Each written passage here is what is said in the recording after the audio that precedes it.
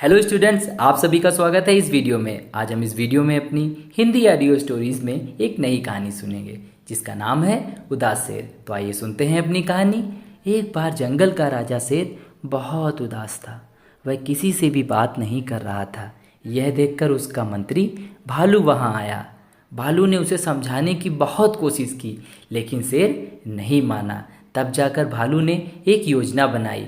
वह जंगल में गया।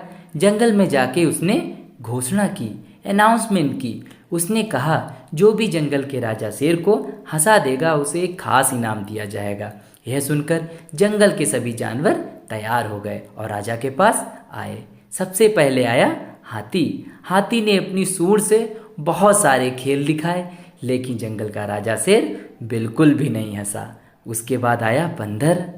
बंदर ने कहा, राजा साहब, मैं तो बहुत नटखटी हूँ, मैं तो बहुत शैतानी करता हूँ। मेरी शैतानी देख के रोज़ सब बहुत हंसते हैं, मैं आपको पक्का हंसा दूंगा। तब बंदर ने उछल कूद करना शुरू किया, लेकिन राजा बिल्कुल भी नहीं हंसा। उसके बाद खरगोश आया। खरगोश ने कहा, राजा जी, मुझे बहुत चुटकुले आते हैं, मुझे बहुत फ़नी जोक्स आते हैं। अगर आप मेरे जोक सुनेंगे तो आप पक्का हंस देंगे।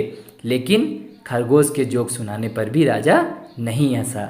इस प्रकार बहुत सारे जानवर आए, उन्होंने कुछ ना कुछ किया, लेकिन राजा वैसे के वैसे ही उदास रहे और वह अब एक शब्द भी नहीं बोले। उसके बाद सभी जानवर निराश हो गए। तब जाके वहाँ पे एक छोटी सी नन्ही सी चींटी आई। उसने कहा, मैं राजा साहब को खुश करूँगी, मैं उनको हंसाऊंगी। यह सुनकर भालू ने कहा, यहाँ पे इतने बड़े बड़े जानवर आ रखे हैं, कोई भी राजा साहब को नहीं हंसा पाया और तुम उनको हंसा दोगी।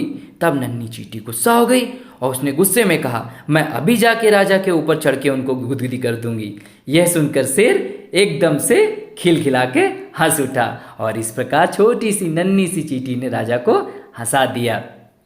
फिर भालू के वादे के अनुसार राजा साहब ने उस नन्ही सी चींटी को एक खास उपहार दिया। इस प्रकार से आपकी यह कहानी खत्म होती है। अब आपका क्या होमवर्क है, आपको यह कहानी अपने शब्दों में लिखनी है। आपको इसमें नए नए कैरेक्टर जोड़ने हैं, आप इसमें कोई नया जानवर जोड़ सकते हैं, अच्छी अच्छी बातें जोड़ सकते हैं और एक नई कहानी बना सकते हैं। इस प्रकार आपको यह कहानी अच्छी लगी होगी। अगर ये कहानी आपको अच्छी लगी है तो आप अपनी कहानी ज़रूर बनाइएगा। आज के लिए इतना ही, धन्यवाद।